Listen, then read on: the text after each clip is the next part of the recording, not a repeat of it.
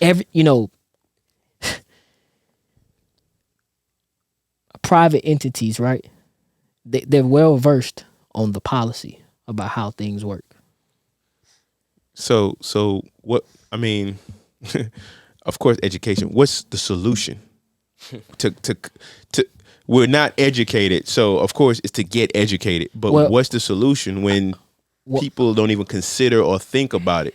well, I think that's one step in the solution is, are you willing to consider it, or are we gonna stick with the narrative that, oh man, that's the such and such education. Right. That's his education. Right. It's like no, The blame game. it's like no, brother. It's like that's just what the policy is. It's man. just education. That's all it Right. is. Why does it have to be somebody else's education? Right. And sometimes you don't even have to indulge yourself in the economics, because you can always go out and get some property and just live on the land. If that's what you want to do, burn candles for your lights. Get if you want to go out and work for a little bit and get you some solar panels, do that. Farm your land. You ain't got to go buy no food. You farming your land. You got little animals. You don't have to take part in a whole bunch of that stuff. Because if you look at a lot of these entities that live in the forest, You they talking ain't about worrying about no money. the people that's off the grid? Yeah, they ain't worrying about no money. I'm talking about like tribes, like South American tribes. They ain't worrying about no what kind of economic. Would you bring some money? What you want me to do with that? You take $100 over there and give them that. They're gonna look at you, bro. What you want me to do with that? Burn it? Because they're gonna throw it in the fire. Oh, we Maybe. can. Hey, we can do this. it's things that we should understand, man. Like we should develop a fundamental knowledge in truth in lending. We should develop a fundamental knowledge in fair debt practices and collections act. You know what I'm saying? We should develop a fundamental knowledge in consumer rights. You know what I'm saying? Things that are appropriated to, like they are there. You just have to take the time to read it. Is these things that you name, are they anything that you could touch on what they are? Because you just named some things, and I don't know if the viewers even know what these names mean, or if you understand what I'm saying. I do. It's just like me saying things. I'm just saying some stuff. I know Denzel's. I mean, I can, but so for an example, right? The Truth in Lending Act, what that does is that protects you against people running game on you. Okay. Okay. So lenders have to provide you honest feedback about the loans that they're giving you. Okay. You understand what I'm saying? So like a lot of times things are itemized through 7 days, 10 days, 30 days, so on and so forth. Right. And when we fail to,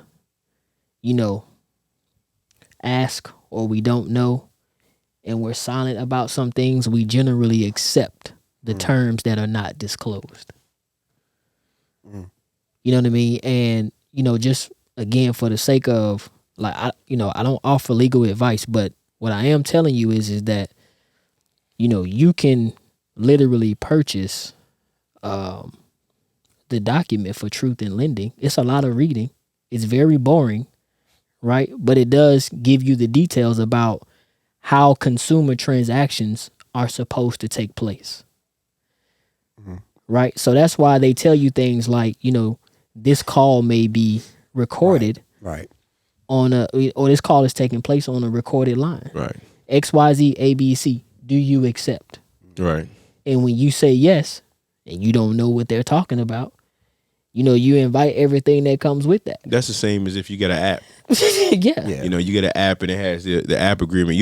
I'm not reading all this, and you just click on accept. Right. So when something happens, you may not know, but you've already accepted all the. You've already Right. accepted the terms. Right. You know what I'm saying? But that's just one example. You follow what I'm saying? Right. Like another example, with the Fair Debt, Practices and Collections Act, right? I want to say this year, or maybe it was last year, but medical bills that were under $500, they're no longer reported on your credit report. You understand what I'm saying? So it's, you got something on it, Denzel? Yeah, because that goes into the fair debt practice that you were talking about. Like, even if you have a debt that's in collections, right, and it goes to a different creditor, it's no longer your debt. Right. It's theirs. It's theirs. So some people would say, don't pay those people because you don't have to. It's in the fair debt practice. Like, it's in that law, unless you're a person with like values instilled in you. Like, I'm a man of my word. I got to pay this back, And I want to echo in on that right there. Right. Because what happens is a lot of people they not being honest. Accountability again. You know what I'm saying? It's like you want the benefits of the protection of the law, but like you owe the dude $10. Right. Give Caesar what's his. Right. It's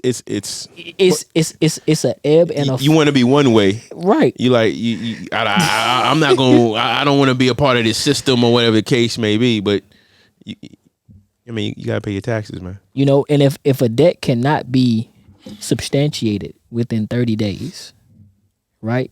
By law, it has to be removed from your credit report. You understand what I'm saying? So like that's why you got to go through it. You got to look and make sure that all the account numbers are good. Your name is spelled correctly. They got the right addresses, and the amounts are correct, because a lot of times creditors don't update the accounting info on these reports, and they stay on your report for years. Right. That's why you got to go through, and it's called attention to detail. Right. You know what I'm saying? And you actually can ask these people, hey, can you just provide the most recent and up-to-date information, the original contract that you have concerning this account? Don't quote me on those words, right? But that's just about what an inquiry can say. Okay. There's a lot of, and they gotta produce it, and you want everything in writing, right? Because when somebody wants something from you, they get it in writing. You mean I got to write? I mean, I'm just saying what I've Scribe. But again, man, like all this stuff falls in the financial literacy piece. Right. Right? It's all the stuff that we don't take the time to do. So you think about like how much time we put into several other topics. Like entertainment. Sure. Right? But, I think we talked about this last week, right? But like, teaching the children that, hey, look, a good name is far worth any amount of money that you can have. Right. So don't just be out here signing your name on every piece of paper that you come across. Big facts. Don't do anything until you've considered the cost, right? So, what's it going to cost you to put your name on a dotted line? You know what I'm saying?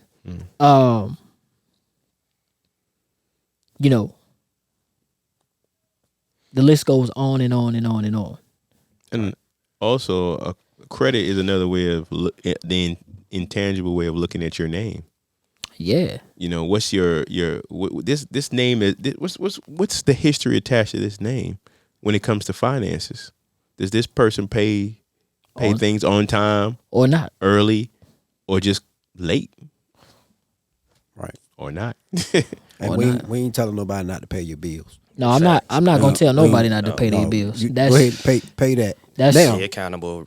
Yeah. Now, when it goes to these collections agencies, we're saying that no, you don't have to pay them.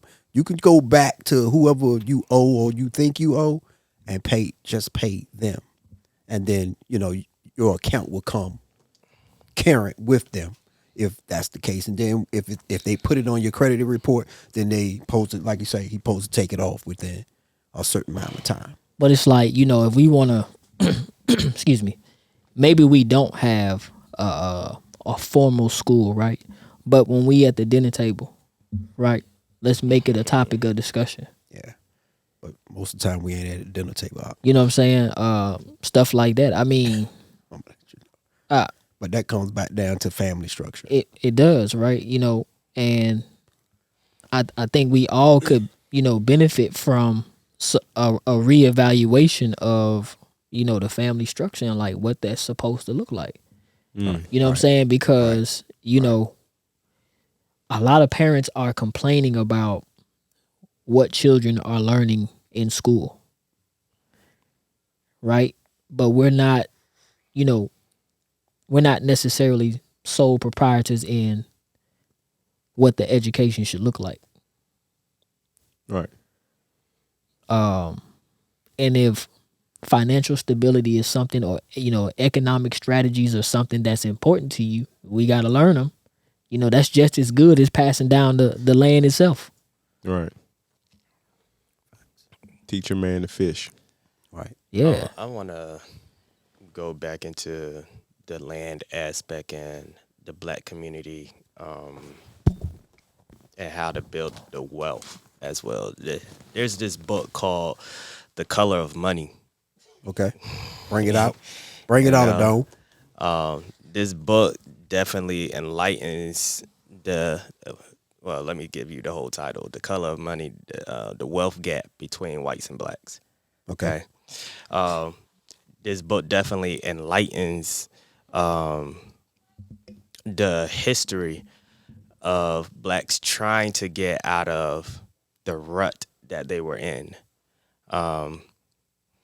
At times, it was very inane, vaporous.